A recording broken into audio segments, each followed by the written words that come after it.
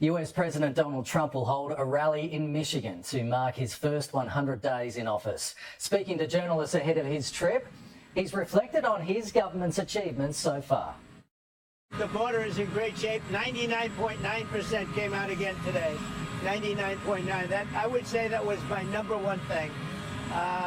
The economy would be certainly right up there, and I think it's doing great. We were losing billions and billions of dollars a day with trade, and now I have that down to a very low level, and soon we're going to be making a lot of money. We're going to be reducing people's taxes. President Trump passed the most executive orders of any president before him in that time and started a global trade war. David Blevins reflects on a tumultuous start to his second term in office.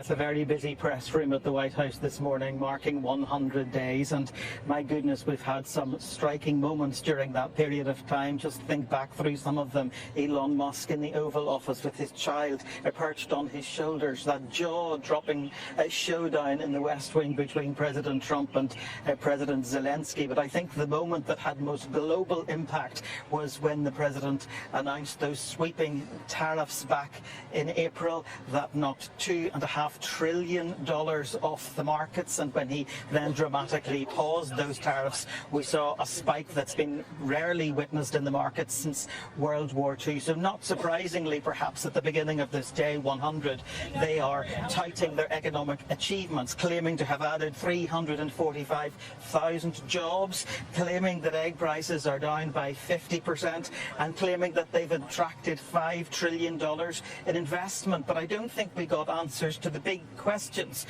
particularly about the global trade war that's going on between the world's two largest economies, the United States and China. The President has at least implied in recent days that he's talking to his Chinese counterpart. The business secretary there wouldn't get into that. He said that they're not going to talk about who they're talking to. He said Caroline Levitt, the press secretary, and he had many jobs in the White House, but operating the switchboard wasn't one of them. And in terms of timing around any trade deal for the UK or the EU or anywhere else for that matter, they were asked about the uncertainty that's created by the lack of trade deals for anywhere at this stage, and they said certainty is not necessarily a good thing for negotiation. They talked about strategic uncertainty being one of the tools that's used by the President, who they often described during that process as the greatest businessman in the history of America, and certainly the most successful businessman from their point of view to ever hold the office